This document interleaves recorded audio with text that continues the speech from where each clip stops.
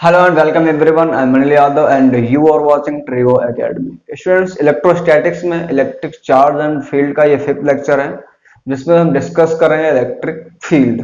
ठीक है, और इलेक्ट्रिक फील्ड इंटेंसिटी डिस्कस करेंगे, electric field intensity due to a point charge, बहुत सारी चीजें इसमें डिस्कस करेंगे। ठीक है, लेट्स स्टार्ट इलेक्ट्रिक फील्ड।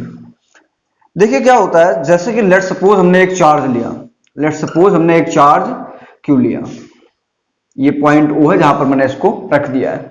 अब क्या करेंगे, मैंने दूसरा चार्ज लिया, लेट्स सपोज ये क्यू नॉट है, इसको हम टेस्ट चार्ज बोलते हैं। ठीक है, हमने क्यू लिया, क्यू नॉट लिया। अब ये क्यू क्या करेगा, इस पर फोर्स एक्सर्ट करेगा। देखिए सिंपल सी बात है, ये क्या करेगा, इस पर फोर्स एक्सर्ट करेगा। हम कूलॉम्स लॉ में पढ़ चुके हैं, दो चार्जेस कुछ डिस्टेंस पे आपस में रखे होते हैं, उनमें फोर्स लगता है। ठीक है, लेकिन क्या मैंने इसको इससे टच कराया? कहीं पर फोर्स लगाना होता है या तो हम पुश करते हैं या तो पुल करते हैं अपने हाथों से। अब यहां पर मैंने ना इसको टच कराया, ना पुश किया, ना पुल किया। सिंपली क्या हुआ, ऐसे सिंपली सबसे आप अच्छा समझ सकते हैं, जो क्या होता है, दो मैग्नेट्स होते हैं। मैग्नेट्स क्या होता है, जब आप पास पास लेके आओगे तो क्या होता है, उसमें फोर्स एक्सपीरियंस होता है। लेकिन ऐसा थोड़ा ना कि एक मैग्नेट से हाथ निकला उसको खींच रहा है, उसमें चीजें आपको दिखती नहीं है उसमें भी। तो कुछ ऐसा रीजन होता होगा, जैसे आप सिंपल और भी अच्छा एग्जांपल है, आप 11 में पढ़ चुके हो ग्रेविटेशन में। क्या होता है, जब कोई ऑब्जेक्ट आप ऊपर फेंकते हो तो क्या होता है, फिर ये वापस लौट आता है। क्यों?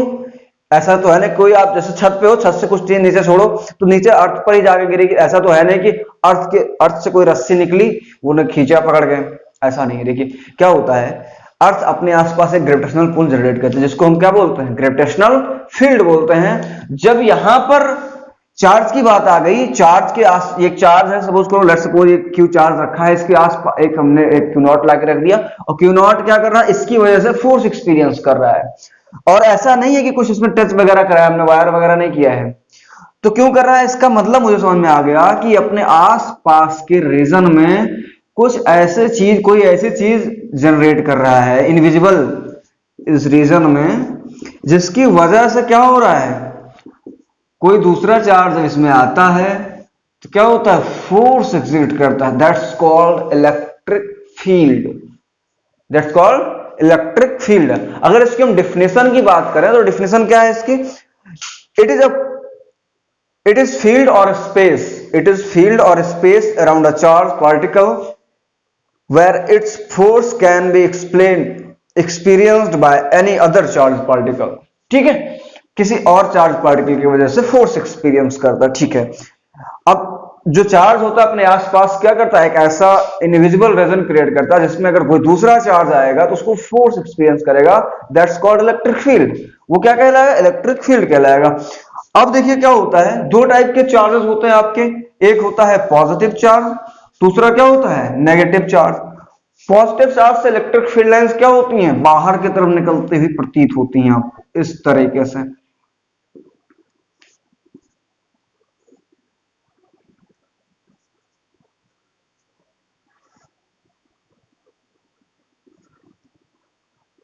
ठीक है, और नेगेटिव चार्ज क्या है, नेगेटिव चार्ज पे अंदर की तरफ आती हुई प्रतीत होती हैं।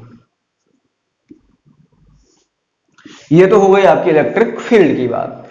अगर मुझे निकालना हो इलेक्ट्रिक फील्ड क्या होगा भाई, इस पॉइंट पर, लेट सपोज ये पॉइंट P है, जहां पर मुझे क्या बताना है, इलेक्ट्रिक फील्ड इंटेंसिटी, मतलब इसकी वैल्यू वैल्यू कितनी होने वाली है, कि इसकी वजह से इस पॉइंट पर इलेक्ट्रिक फील्ड की वैल्यू क्या होने वाली है। तो क्या करेंगे, मैं इसको रफ कर दे रहा हूं, आप यहां से बना लीजिएगा इसको। जो टेस्ट, जब हमें किसी भी पॉइंट पर, लेट सपोज मुझे ये कोई पॉइंट है, देखिए ये क्या है, आपका एक सोर्स चार्ज है जिसकी वजह से इलेक्ट्रिक फील्ड ऐसा निकलेगा, आसपास रीजन में आएगा। मैं क्या करूंगा, मान लो लेट सपोज मुझे ये कोई पॉइंट है P, जहां पर मुझे निकालना है इलेक्ट्रिक फील्ड इंटेंसिटी। एक कोई पॉइंट है, ऐसे भी हेडिंग डाल सकते हो आप, इलेक्ट्रिक फील्ड इंटेंसिटी या electric field due to a point charge. एक पॉइंट चार्ज है, इसकी वजह से इस पी पॉइंट पर इलेक्ट्रिक फील्ड निकालना है। तो इस पी पॉइंट पर इलेक्ट्रिक फील्ड निकालने के लिए हम क्या करेंगे, एक टेस्ट चार्ज लेके आएंगे, q naught, just that called test charge. Test charge क्या होता है, ये इसकी जो वैल्यू होती है, इसकी जो मैग्नीट्यूड होता है वो क्या होता है, यूनिट है। Unit test charge, unit positive test charge लेके आएंगे, यहां पर रख देंगे। लेट सपोज इसके बीच की जो डिस्टेंस आई है वो क्या आई है, आर वेक्टर। अगर बोल दें डिस्प्लेसमेंट वेक्टर आर बोल देते हैं, आर अगर वेक्टर फॉर्म में लिखेंगे तो आर वेक्टर। अब क्या होगा, ये क्यू नॉट पर क्या लगाएगा, फोर्स एग्जिट करेगा। कौन सा फोर्स, रिपल्सिव फोर्स लगाएगा। इस डायरेक्शन में एफ वेक्टर इक्वल टू क्या आएगा, 1/4 pi epsilon not into Q not upon mod of vector r का क्यूब इंटू आर वेक्टर। ये क्या लगाएगा, ये सोर्स चार्ज जो है ये क्यू नॉट पर इतना फोर्स लगाएगा, और क्यू नॉट जो क्या है, यूनिट पॉजिटिव टेस्ट चार्ज है आपका। अब देखिए जो इस टेस्ट चार्ज पर फोर्स लग रहा है, यह क्या होता है, जो इलेक्ट्रिक फील्ड इंटेंसिटी होती है, electric field intensity at a point, मैं यहां का डेफिनेशन आपको बता दे रहा हूं। Electric field intensity at a point is defined as the force experienced by a unit positive charge placed at that point। मतलब फोर्स ऑन क्यू नॉट,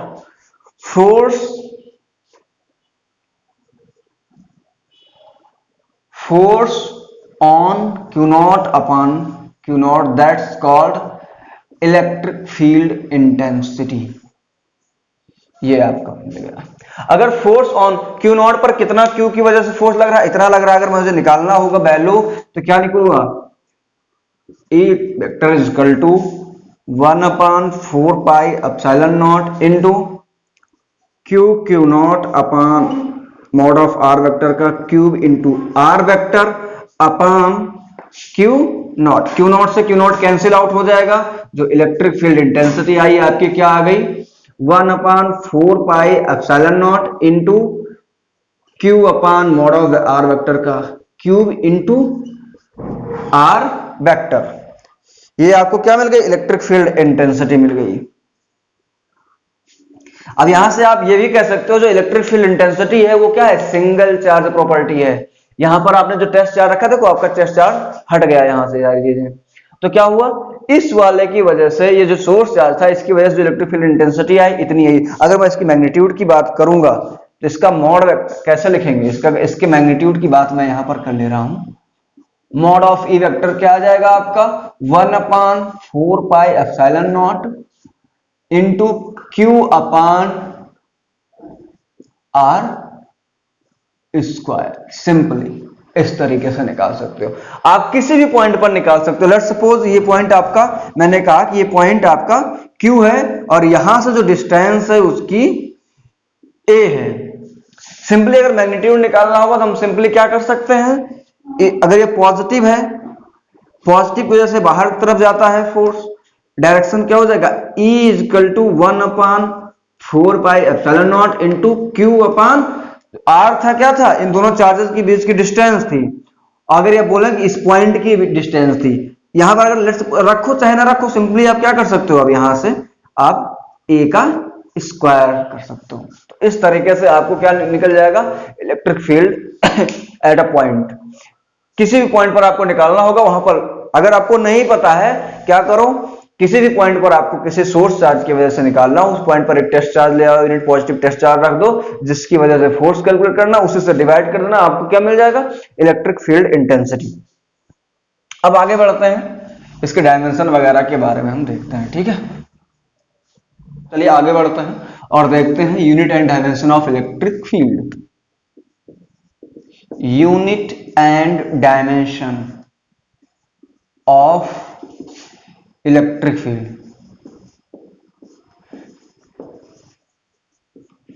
ठीक है, देखिए इलेक्ट्रिक फील्ड का जो फॉर्मूला होता है, E is equal to 1/4 pi epsilon not into Q upon R square. जो इसका मैग्नीट्यूड का फॉर्मूला होता है ये वाला होता है, इसका यूज नहीं करना है हमें इलेक्ट्रिक फील्ड की डायमेंशन लिखते समय। हमें सिंपली क्या करना है, जो इलेक्ट्रिक फील्ड होती है क्या होती है, force upon test charge. Force की जो यूनिट होती है क्या होती है, न्यूटन, न्यूटन अपान चार्ज की यूनिट क्या होती है, कूलोम। तो इसका क्या हो जाएगा, न्यूटन पर कूलम। जिसकी डायमेंशन यूनिट आएगी उसकी क्या आएगी, न्यूटन पर कूलम। अगर डायमेंशन की बगल में ही बात करें ही तो क्या हो जाएगा, न्यूटन का ML T-2। मैंने आपसे बोला था कम से कम आपको फोर्स की, वर्क की, वेलोसिटी की, एक्सेलरेशन की, और आप अगर 12th पढ़ रहे हैं तो आपको चार्ज की डायमेंशन तो आनी चाहिए, हमेशा याद रहनी चाहिए, तब आप किसी भी चीज की निकाल सकते हैं। A T, इसको सॉल्व करेंगे क्या हो जाएगा, A ऊपर जाएगा तो ML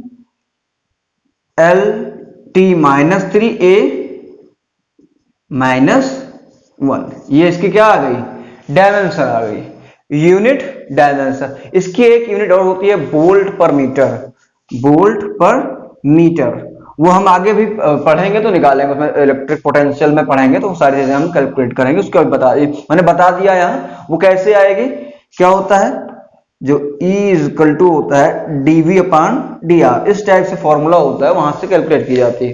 तो इसके बारे में भी ज्यादा हम नहीं पढ़ाएंगे, आगे हम वहां पर बता देंगे किस तरीके से हम इलेक्ट्रिक फील्ड की यूनिट वहां पर कैलकुलेट करेंगे। तो इसकी यूनिट हो गई, डायमेंशन हो गई। और हाँ, इलेक्ट्रिक फील्ड इंटेंसिटी आपकी क्या होती है, वेक्टर क्वांटिटी होती है, इसकी भी डायरेक्शन होती है। इसकी डायरेक्शन कहाँ होगी, पॉजिटिव चार्ज से आउटवर्ड डायरेक्शन और नेगेटिव में इनवर्ड डायरेक्शन। अब दूसरी बात क्या आ गई, सुपरपोजिशन प्रिंसिपल हमने पढ़ा था, सुपरपोजिशन प्रिंसिपल हमने फोर्स के केस में पढ़ा था, इलेक्ट्रिक फील्ड के केस में भी होगा। तो सुपरपोजिशन ऑफ इलेक्ट्रिक फील्ड देखते हैं, ठीक है, इसको मिटा दे रहे हैं।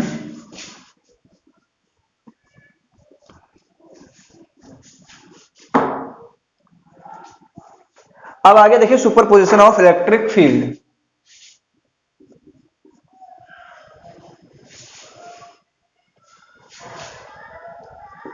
सुपरपोजिशन ऑफ इलेक्ट्रिक फील्ड,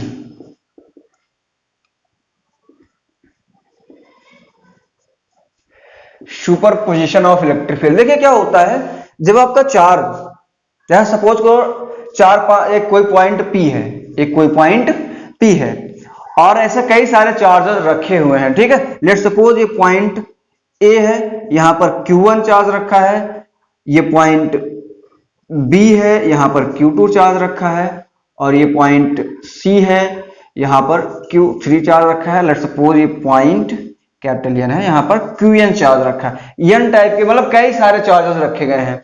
उन चार्जेस की वजह से at point P, let's suppose point P आपका यहां पर है, एक पॉइंट P है जिस पर मुझे क्या बताना है, electric field, net electric field intensity बताना है। तो क्या करेंगे, सबसे पहले तो यहां के बीच की, इनके बीच की डिस्टेंस पता होनी चाहिए। मैंने कहा ये क्या है, R3 वेक्टर, ये क्या है R2 वेक्टर, ये कितना है R1 वेक्टर, ये कितना है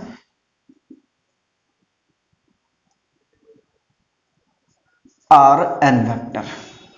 अब इन सब की वजह, अगर हम लाइक पॉजिटिव चार्ज बोल देंगे तो क्या होगा, इनकी वजह से जो इलेक्ट्रिक फील्ड इंटेंसिटी आएगी, अगर हम बात करेंगे एक P पॉइंट के लिए, इधर जाएगी कितनी, En vector, E3 vector, E1 vector and E2 vector, इस तरीके से जाने वाला है। तो जो नेट इलेक्ट्रिक, अगर मुझे इलेक्ट्रिक फील्ड लिखना है तो सिंपली क्या करना है, कुछ भी नहीं करना है, इसको वेक्टर, अगर इस पॉइंट पर ही P पॉइंट पर मुझे नेट इलेक्ट्रिक फील्ड बताना है तो क्या करेंगे, vector form, net electric field at point P, at point P पर क्या लिखेंगे, E net vector is equal to E1 vector plus E2 vector plus E3 vector plus En vector, ठीक है। E1 vector plus E2 vector plus E3 vector dot dot En vector, यहां से आपको vector form में जोड़ लेना simply. अगर हम यहां पर बात करेंगे E1 वेक्टर की तो क्या लिखोगे आप, बोलो E1 वेक्टर कितना लिखोगे, 1 सिंपल सी बात है, 1 या हम K ले लेते हैं, ठीक है, ज्यादा लंबा हो जाएगा, K into Q1 R1 vector का cube into R1 vector plus K into Q2 upon R2 vector का cube into R2 vector plus K into Q3 upon mod of R vector का 3 की power 3 into R3 vector plus dot dot and so on. इस तरीके से क्या हो जाएगा, K Qn upon Rn vector का क्यूब इंटू Rn वेक्टर। अगर हम बात करेंगे यहां से तो यहां पर K क्या हो जाएगा, कॉमन हो जाएगा सिंपली आपका, तो E नेट आपका क्या आ गया, K कॉमन हो गया। अगर K की वैल्यू कॉमन हो गई तो क्या हो जाएगा, Q1 upon mod of vector R1 का whole cube into R1 vector plus Q2 upon R2 vector का whole cube mod of R2 vector का whole cube into R2 vector plus Q3 upon R3 mod of R3 vector का whole cube into R3 vector plus so on. K हटा देंगे, क्या बचेगा आपका यहां पर Qn upon Rn mod of Rn vector का whole cube into Rn vector, जो आपका डेरिवेशन होगी। ये फॉर्मूला आ गया आपका। अब देखिए इतने बड़े नहीं, चार चार्जर रखे जाते हैं, उनकी वजह से हमें पूछा जाता है, ठीक है। सिंपली उसी तरीके से काम करना जैसे हमने उसमें किया था फोर्स के केस में, किसी एक चार्ज पर कई चार्जेस की वजह से फोर्स निकाले थे, उसको सुपरपोजिशन प्रिंसिपल बोलते हैं। यहां पर भी क्या हो गया आपका, सुपरपोजिशन ऑफ इलेक्ट्रिक फील्ड, मतलब कई सारे चार्जेस की वजह से एक पॉइंट पर इलेक्ट्रिक फील्ड बताना है, तो क्या करेंगे, सिंपली वेक्टर फॉर्म में ऐड करेंगे उसे, ठीक है। अब आपके जो बोर्ड के पॉइंट ऑफ व्यू से दो तीन, आप जेई की प्रिपरेशन कर रहे हैं, नीट की प्रिपरेशन कर रहे हैं, दोनों केसेस में आपके 3-4 चार्ज, मैक्सिमम 4 या 6 दिए रहेंगे, ठीक है, इससे ज्यादा नहीं दे रहते, 6-7 चार्ज दे रहते हैं, इससे ज्यादा नहीं दे रहते हैं। तो यहां तक आपको समझ में आ गया हो तो सिंपली आप क्या कर सकते हैं, नोट कर लीजिए, फिर आगे इस पर बेस्ड हम कुछ न्यूमेरिकल्स करते हैं, ठीक है, छोटे छोटे अच्छे से।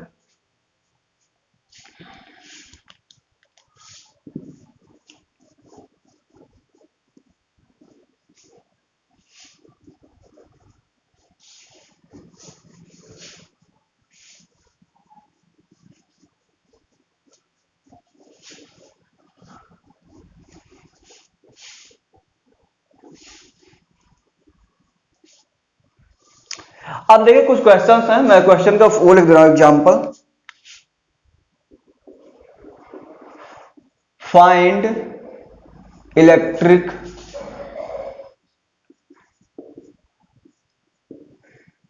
फील्ड एट पॉइंट P, ठीक है। लेट्स सपोज मैं पहला क्वेश्चन ले रहा हूं, ये क्वेश्चन है आपका, एक कोई सोर्स चार्ज है, एक कोई सोर्स चार्ज है, लेट्स सपोज एक 2 कूलॉम का चार्ज है, इससे मुझे 2 मीटर पर, ये O पॉइंट पर रखा है, 2 मीटर पर कोई पॉइंट P है, जहां पर क्या बताना है, इलेक्ट्रिक फील्ड इंटेंसिटी बतानी है।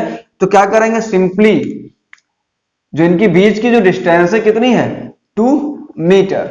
अब क्या निकालेंगे, देखो पॉजिटिव चार्ज है, पॉजिटिव चार्ज से इलेक्ट्रिक फील्ड लाइन कहां निकलती है, बाहर की तरफ, आउटवर्ड डायरेक्शन में, ये पॉजिटिव है, इसकी वजह से क्या आएगा, इलेक्ट्रिक फील्ड ये आएगा इधर E प्लस, प्लस की वजह से बाहर आएगा एट पॉइंट P, कितना आएगा, K Q कितना है, बोलो भाई साहब, 2 अपान इनके बीच की डिस्टेंस कितना है, 2 का होल स्क्वायर। सिंपली K की वैल्यू कितनी है, 9 इंटू 10 टू पावर 9 इंटू 2 अपान 4, ये कैंसिल आउट हो जाएगा।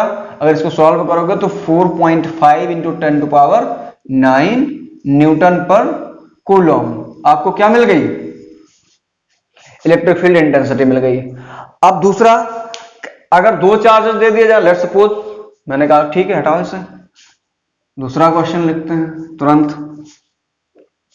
चलो ये तो आपने बहुत ही सिंपल था, देखिए क्या है, बहुत ही सिंपल क्वेश्चन है, आपने अगर फोर्स वाले क्वेश्चन किए हैं, इसके क्वेश्चन बहुत आसान हो जाएंगे आपको, ठीक है। अब देखो 2 चार्जेस दिए गए, ये B number example, let's suppose ये पॉइंट ए है, ये पॉइंट बी है, इनकी बीच की डिस्टेंस कितनी है,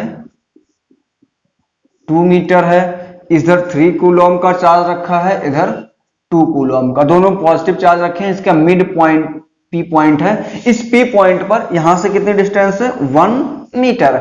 जब ये A से P के बीच की डिस्टेंस 1 मीटर है तो P से B की डिस्टेंस भी 1 मीटर ही होगी।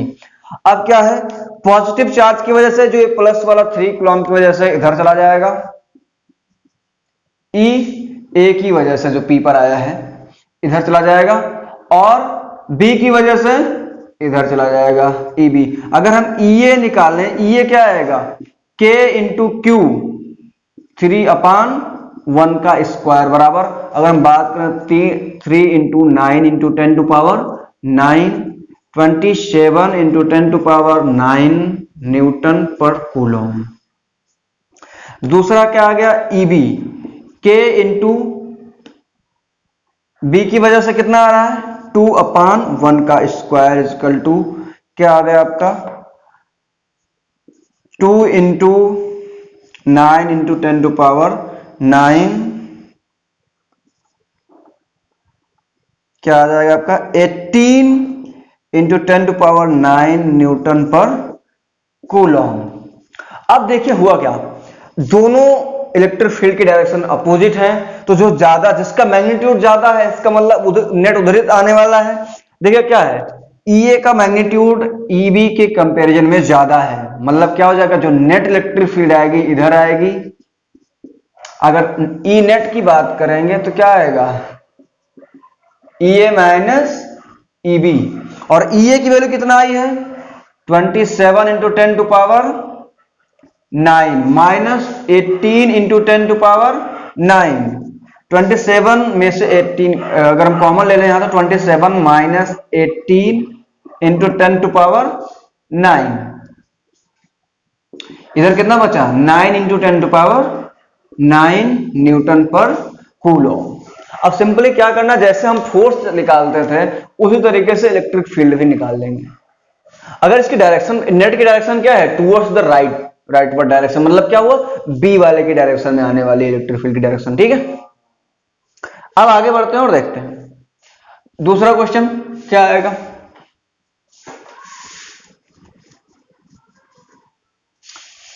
लेट्स सपोज आपका एक ये है, एक स्क्वायर है, एक स्क्वायर है A B C and D। इसके सेंटर पे आपको क्या बताना है, ये आपका पॉइंट P है, यहां पर चार्ज Q है, तीनों पर चारों कॉर्नर्स पे इसके चार्ज क्या है आइडेंटिकल है। ठीक है, Q Q एंड Q सब लाइक चार्जेस हैं। अब क्या होगा, इस पर क्या बताना है, इसके सेंटर पर बताना है आपको इलेक्ट्रिक फील्ड इंटेंसिटी क्या होने वाली है। सिंपली देखो क्या होगा, A वाले की वजह से इस डायरेक्शन में आ जाएगा EA, B वाले की वजह से इस डायरेक्शन में आ जाएगा EB, और C वाले की वजह से इस डायरेक्शन में आ जाएगा EC, और D वाले की वजह से इस डायरेक्शन में आ जाएगा ED, ED vector, EC vector, EB vector, इस तरीके से। अगर हम मैग्नीट्यूड की बात करें तो चारों का मैग्नीट्यूड इक्वल आने वाला है। अगर लेट्स सपोज इसकी जो साइड्स हैं वो कितनी है A है, अगर आप कैलकुलेट करोगे तो क्या हो जाएगा AP की वैल्यू क्या आएगी A/√2 मिल जाएगी आपको। ठीक है, अगर आप देखो यहां से simple EA equal to EB equal to EC equal to ED equal to E कितने आएगी, इसकी वैल्यू कितनी आएगी 1/4 pi epsilon not into Q upon A/√2 का होल स्क्वायर, इतना आएगी वैल्यू। अब देखिए क्या हो गया कि यहां पर देखिए ED इधर है EB इधर है, दोनों का मैग्नीट्यूड इक्वल है तो ये एक दूसरे को क्या कर देंगे कैंसिल आउट कर देंगे। EC इधर है EA इधर है, एक दूसरे का मैग्नीट्यूड इक्वल है, दोनों को कैंसिल आउट कर देंगे। तो जो net electric field at point P कितना हो जाएगा E net at point P क्या हो जाएगा E नेट इजकल टू 0। मतलब क्या हुआ, अगर किसी स्क्वायर पर आइडेंटिकल चार्ज दिए गए हैं और इनका नेचर अगर सेम है तो क्या हो जाएगा इलेक्ट्रिक फील्ड इंटेंसिटी 0 होगी। ठीक है, इज दैट क्लियर। अब इसके बाद क्या हो गया आपका, एक एनसीईआरटी का बहुत ही अच्छा एग्जांपल है आपका। इसमें देखिए हम इस एग्जाम्पल को करवा देंगे और इसका क्वेश्चन यहाँ स्क्रीन पर दिख जाएगा आपको। देखिए 2 पॉइंट्स हैं, क्या हैं, 2 पॉइंट्स दिए गए हैं आपको, मैं लिख दे रहा हूं यहां पर। लेट सपोज पॉइंट एक ये है, एक ये है, ये एक पॉइंट बोल रहा हूं, मैं इसका दूसरा पॉइंट बोल रहा हूं। यहां पर चार्ज कितना रखा है, इस वाले पर चार्ज रखा है +10⁻⁻8 कूलॉम, यहां पर -10⁻⁻8 कूलॉम। इनकी दोनों के बीच की जो डिस्टेंस है वो कितनी है, मैं यहां से बता दे रहा हूं आपको। एक पॉइंट इनके बीच में ए है, यहां पर 0.05 मीटर है, ये कितनी है 0.05 मीटर है, और दूसरा पॉइंट ये क्या है आपका बी है, जो यहां की डिस्टेंस है कितनी है 0.05 मीटर, और एक पॉइंट आपको यहां दिया गया है सी,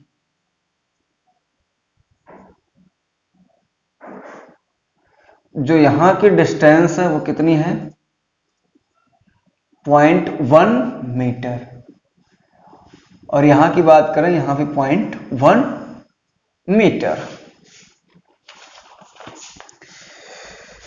अब आपसे पूछा क्या है इस क्वेश्चन में, देखिए 2 चार्जेस दिए गए हैं, +8 माइक्रोकूलॉम, दूसरा क्या देगा दो चार्जेस आपको दिए गए हैं +10⁻⁸ कूलॉम -10⁻⁸ कूलॉम। दोनों अनलाइक, मैग्नीट्यूड इनका इक्वल है बट नेचर इनका अपोजिट है, अनलाइक चार्जेस हैं। एक दूसरे से 0.1 मीटर डिस्टेंस पे रखे गए हैं। आपको A B and C find electric field at point A B and C. A B और सी पर आपको क्या बताना है, इलेक्ट्रिक फील्ड इंटेंसिटी बताना है। अब देखिए सपोज करिए, आप निकालिए, अगर हम बात करें ये प्लस वाला चार्ज है, ये माइनस वाला है, प्लस अगर ए पॉइंट के लिए फॉर पॉइंट ए के लिए बात करेंगे, ये प्लस वाला है, ये माइनस वाला। अगर हम प्लस वाले की वजह से बात करेंगे तो ए पर जो इलेक्ट्रिक फील्ड आएगी E1 क्या आएगी, इस डायरेक्शन में आएगी, और नेगेटिव वाले की वजह से क्या हो जाएगी, ये भी इसी डायरेक्शन में आने वाली है। अगर मैं इसको बोलूं E2, दोनों की सेम डायरेक्शन है। सिंपली अगर हम ई नेट की बात करें तो क्या लिख सकता हूं, E1 प्लस E2, देखो सेम डायरेक्शन में है, और E1 की वैल्यू कितनी हो जाएगी भाई साहब बोलो, K इंटू 10⁻⁻8 अपान 0.05 का whole square plus K into 10⁻⁻8 upon into 0.05 का होल स्क्वायर। इसको सॉल्व करोगे तो आपको ए पॉइंट पर इलेक्ट्रिक फील्ड की इंटेंसिटी मिल जाएगी। अगर हम बी पॉइंट के लिए बात करेंगे तो क्या हो जाएगा, फॉर पॉइंट बी, मैं यहां डिस्कस कर दे रहा हूं, फॉर पॉइंट बी। देखिए बी पॉइंट पे क्या होगा, नेगेटिव वाले की वजह से तो क्या हो जाएगा, इधर आएगा E1 E2 इधर आएगा, और इस पॉजिटिव वाले की वजह से बाहर की तरफ आने वाला है E2। ठीक है, दोनों के डायरेक्शंस अपोजिट हैं तो मैग्नीट्यूड्स पहले कैलकुलेट करना पड़ेगा, जिसका मैग्नीट्यूड ज्यादा होगा। अगर मैं बात करूं E1 क्या आ जाएगा, K इंटू 10⁻⁻8 अपान यहां से यहां की जो डिस्टेंस है 0.05 का होल स्क्वायर। अगर मैं E2 की बात करूंगा, K इंटू 10⁻⁻8 अपान 0.1 मीटर का स्क्वायर। अगर मैं दोनों में बात करूंगा तो किसका मैग्नीट्यूड ज्यादा है, इसका, क्योंकि इसका डिनोमिनेटर कम है, इसका डिनोमिनेटर ज्यादा है, इसका मैग्नीट्यूड ज्यादा है। तो अगर ई नेट की बात करूंगा क्या हो जाएगा आपका, E1 माइनस E2। यहां से सॉल्व कर लोगे तो आपको इसका भी मिल जाएगा। अब सी पॉइंट के लिए मेन इंपॉर्टेंट आपका सी पॉइंट है। सी पॉइंट पर देखिए निकालने के लिए मैं क्या करूंगा, देखिए मैं यहां पर सी पॉइंट को उठा के जस्ट बना लूंगा यहां पर। अभी देखिए क्या होगा, ये पॉजिटिव है, इसकी वजह से तो ऊपर की तरफ जाएगा। मैं बात करूं E1 इस डायरेक्शन में जाएगा, और E2 क्या होगा, इस डायरेक्शन में, क्योंकि ये क्या है, नेगेटिव है, नेगेटिव अपने तरफ खींचता है, पॉजिटिव आपको आउटवर्ड डायरेक्शन में, नेगेटिव इनवर्ड डायरेक्शन में। देखिए ये क्या 0.1 मीटर 0.1 मीटर 0.1 मीटर क्या बन रहा है, इसके साइड्स कितनी है, इक्वल आ रहे हैं, तो इक्विलेटरल ट्रायंगल बन रहा है। तो ये 60 डिग्री, ये भी 60 डिग्री एंड ये भी 60 डिग्री। तो एक्सटीरियर एंगल की बात करेंगे तो 120 डिग्री। अगर मैं इसका यहां पर डायग्राम आपको बना दूं, देखो इस तरीके से आने वाला है 120 डिग्री। ठीक है, अब क्या हो गया, ये क्या हो गया आपका E1 हो गया, E2। अगर मैग्नीट्यूड की बात करेंगे, दोनों का मैग्नीट्यूड सेम आने वाला, देखो निकाल लेंगे, कहो देखो जिसका नेट आएगा कहीं इधर आएगा, E नेट। E1 की बात करेंगे कितना आएगा, अगर मैग्नीट्यूड दोनों का देखो सेम सेम आएगा, E1 equal to E2 1 upon, simply K लिख ले रहे हैं, K into 10 to power -8 upon 0.1 का होल स्क्वायर। ठीक है, अगर देखो अब यहां पर सिंपली अगर ई नेट निकाल लेंगे, वेक्टर एडिशन वाला फॉर्मूला लगाएंगे, E1 का स्क्वायर प्लस E2 का square plus 2E1 E2 cos 120। cos 120 value क्या होती है, -1/2। अगर मैं यहां पर सॉल्व करूंगा तो क्या मिलेगा, सबकी वैल्यू सेम सेम है तो क्या हो जाएगा, 2e square minus 2 into E square 1/2, ये कैंसिल आउट हो जाएगा तो क्या बचेगा, सिंपली रूट में ई बचेगा, ई स्क्वायर बचेगा। सॉल्व करोगे तो क्या मिल जाएगा, ई। तो नेट इलेक्ट्रिक फील्ड कितनी आ गई, ई, और इसकी वैल्यू कितनी है, k into 10 to power -8 upon 0.1 metre का होल स्क्वायर। ये आपको कहां मिल गया, सी वाले पॉइंट पर इलेक्ट्रिक फील्ड जो मिलेगा इधर आएगा, ई नेट। अब देखिए जैसे आप सिंपली जो क्वेश्चन आपके वहां पर होते थे कूलॉम्स लॉ में, उसी तरीके से क्वेश्चन यहां पर भी आपको मिलने वाले हैं। बस देखिए क्या होता है, सिंपल सी बात, हमने आज क्या डिस्कस किया पूरा रिकॉल करा देते हैं। पहले मैंने इलेक्ट्रिक फील्ड डिस्कस किया, इलेक्ट्रिक फील्ड क्या होता है, उसके बाद इलेक्ट्रिक फील्ड इंटेंसिटी निकाला किसी पॉइंट चार्ज पर, सुपरपोजिशन प्रिंसिपल डिफाइन किया कि कई सारे चार्जर रखे हों, उसकी वजह से जो इलेक्ट्रिक फील्ड होने वाली है वो क्या होगी। उसके बाद हमने कुछ न्यूमेरिकल्स किए, 3-4 छोटे छोटे न्यूमेरिकल्स हैं, काफी अच्छे हैं, आपके बोर्ड के पॉइंट ऑफ व्यू से भी अच्छे हैं। ठीक है, अब देखिए क्या है, अगले लेक्चर में हम पढ़ेंगे कंटीन्यूअस चार्ज डिस्ट्रीब्यूशन और उस रिंग की वजह से कितना इलेक्ट्रिक फील्ड आने वाला है, स्ट्रेट वायर की वजह से कितनी इलेक्ट्रिक फील्ड आती है। उसमें बहुत सारे अच्छे अच्छे एग्जांपल्स हैं, बहुत सारे अच्छे अच्छे चीजें मिलेंगी उसमें। ठीक है, सीखने को। तो आई होप आपको यहाँ तक अच्छे से समझ में आ गया होगा।